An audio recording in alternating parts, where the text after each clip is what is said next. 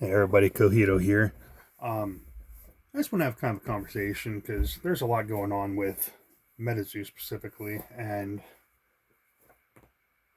there's different takes, different people's thoughts, and everything on what's going on. But I think there's one thing that's being skipped a lot. And that's the community that Metazoo has.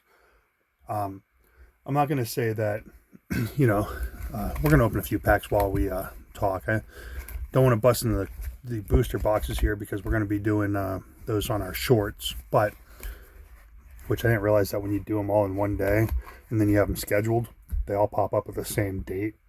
But anyway, it's neither here nor there. Um, the community that we have has nothing to do with, Mike or Metazoo management or anything like that. It's the community built by community members and certain pillars in the Metazoo community. And I'm going to talk about four, more or less. One thing that,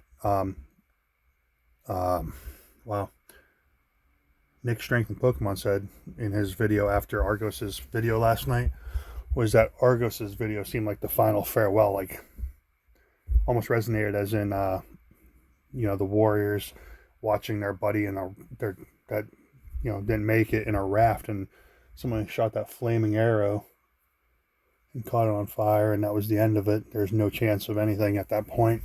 And I understand where Nick was coming from because that's kind of the way it felt. But there is some things I wanted to discuss. Let's go through here real quick. Psychic, Joltik, Loudred, Remoraid, Pumpkaboo, Techno Radar, Countercatcher, Masquerain, Zebstrike, which actually looks like a nice card. Got the Natu and Galissapod. Alright, so first let's start off with Argos. Now, around where I live, Metazoo didn't make any LGSs. Found this guy Argos on YouTube and saw that he did some openings and stuff. I'm like, okay. And then a lot of guys, when they do their openings, like for this whole pack here, you would at best get these 3 cards and everything else gets, set to the side and everything.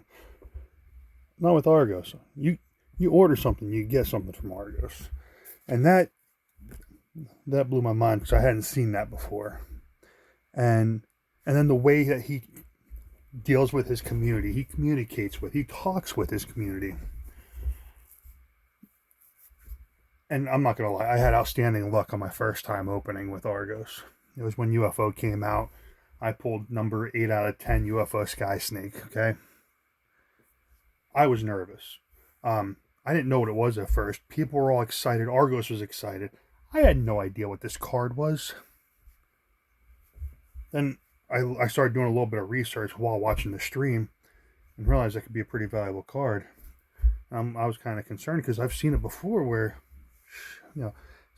specifically on Whatnot or whatever, like streamers will not deliver what they open for you. So I was nervous. But nope, Argos sent that right out, and that's when I knew Argos was someone that I can give my business to, like, without any concerns at all. And over the past, 2 years I've been dealing with Argos, he's had an amazing personality.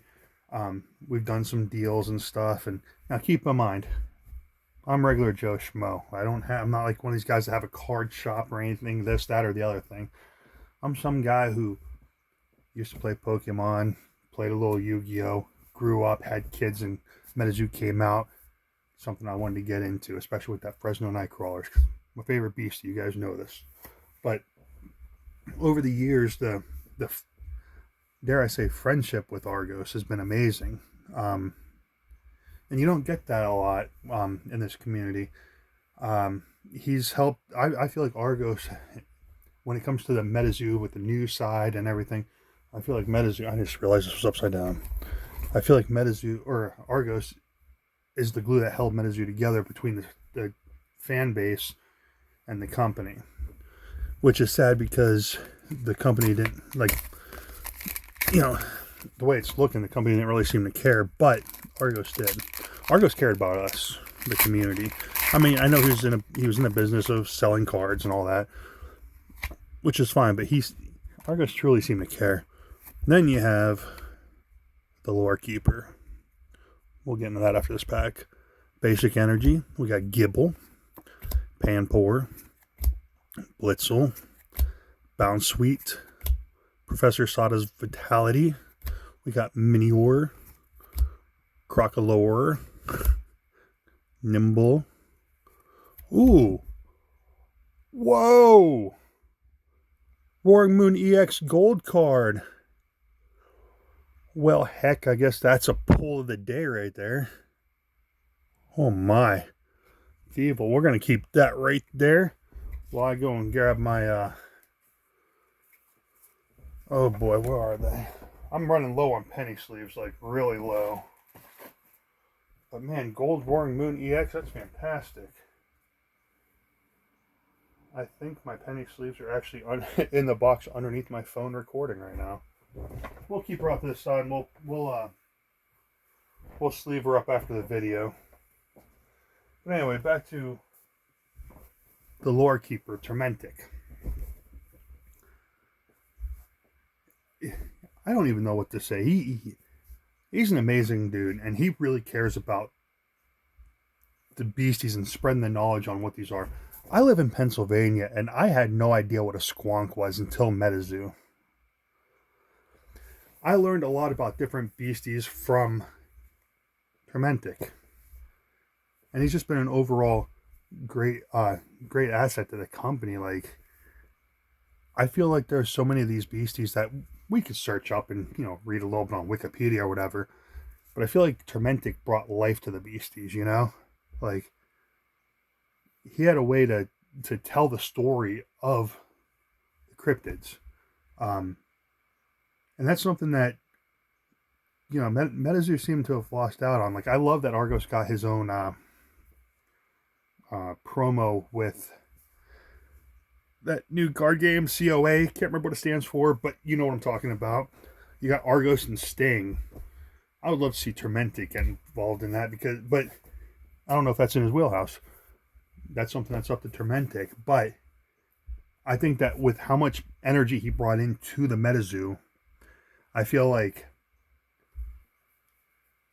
his interest may have been in the cryptid side of it, the actual, like, real life cryptid parts. You can't see them. I did the air quotes for the real life cryptid because they're cryptids, but they're supposed to be, you know what I mean. Anyway, so I feel like whatever Turmentic does moving forward is going to be amazing for him and amazing for the community involved. But these are those two, I believe, are the two pillars that kept Metazoo going. And then I do have a third person I want to talk about after I open this pack, because it's proof that it's proof of the community, just the community as a whole. And then some other people I'm going to mention just because they well, these are my people. We got Psychic Energy, we got Charcadet, got Flittle, Trubbish, Gimmighoul, Explode, Mela, Slitherwing, Brute Bonnet, got Parasol Lady, and we got Espathra, whatever you call that one. The annoying ostrich in the Scarlet and Violet games. So the last person I want to bring up specifically is Pogodad. Now, without Metazoo, I never would have found Pogodad's channel. I want to start talking with Pogodad. And I'd say Pogodad's probably my closest creator friend. We talk a lot. We talk about the ups and downs with Metazoo, and with Pokemon as well. Pokemon's been doing fine though, so I mean there hasn't really been ups and downs. It's been smooth sailing, but without this community, without Metazoo, without what Argos and Turmentic brought to the table, I never would have met Pogodad. And I feel like Pogodad's a friend. And that wouldn't have happened without Metazoo and without the community that we've built.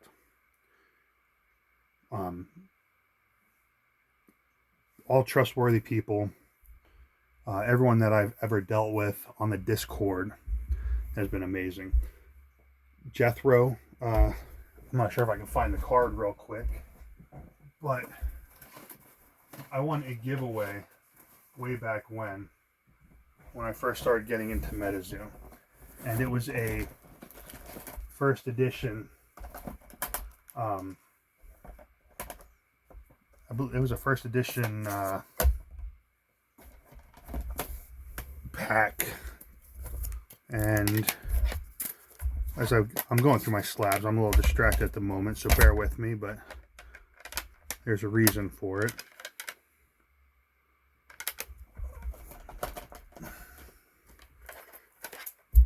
There's certain cards that are in my collection that are specifically certain cards in my collection. They will never be sold. They are personal. Like I've won some giveaways that have been awesome. Like I won this card on a giveaway from Pogodad. It means the world to me. It's part of my collection. That Pikachu reminds me of Pogodad. Let's see.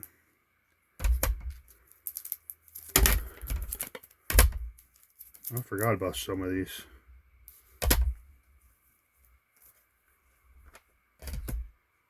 Huh. Well, there's a fun card. Oh my. Where? This one card. There it is. Cryptid Nation First Edition Growth. Decided to get great after I won it in a giveaway from Jethro. And I got a PSA 10 on it. That's part of my personal collection. I can go through here. There's a few cards. This card. This CGC 9 Ghost of Slosh Furnaces. Personal collection. Has personal meaning to it.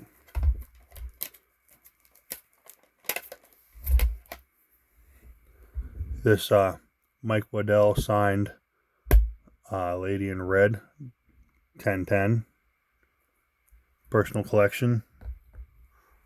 Not sure if that not sure if the signature is really that big anymore, but you know what I mean. But I do. I have cards that I cherish that I feel and it's all because of the community, and it came from the community. I feel like that part can't be can't be under. I don't know. It can't be understated, I guess, is kind of what I'm trying to say. The community itself, to me, is worth more than than Metazoo was. Without more Chrome cards. Without the community, what would Metazoo have been? But on top of that, post Metazoo, after the current shutdown or whatever it is that we're in right now, some people are holding out hope. I would love to see something positive happen with Metazoo, but it doesn't look like that's in the cards. Boom, boom. But I mean, without community, what would this be anyway? Because at the end of the day, I mean, we have so many amazing people in the community, and the fact that we're all kind of pissed off, this sucks. But on the other side, we're all pissed off and we have somebody to talk to about it. Because at the end of the day, we still have each other. We still love Metazoo. I know some people are like, oh, the artwork sucks. Listen, there's Pokemon cards that I don't like. Like, I hate this artwork. I don't like that style of artwork. But other people might love it. I'm not concerned about that part of it. What I'm concerned about is I like playing the game. like... Ooh, Mela. We're scoring today. I like playing the card game. I'm still learning how to play Metazoo, but at least now it's not like... you guys remember Yu-Gi-Oh! In the beginning, and then they started adding like synchros and I don't even know what else they added into it. It got very complex, very convoluted. Just like with Pokemon, when they started doing the move to like EXs and stuff like that, right? All of a sudden you can just lay a Charizard on the bench. Bam, Charizard's out. You don't have to go Charmander, Charmeleon, Charizard and evolve it.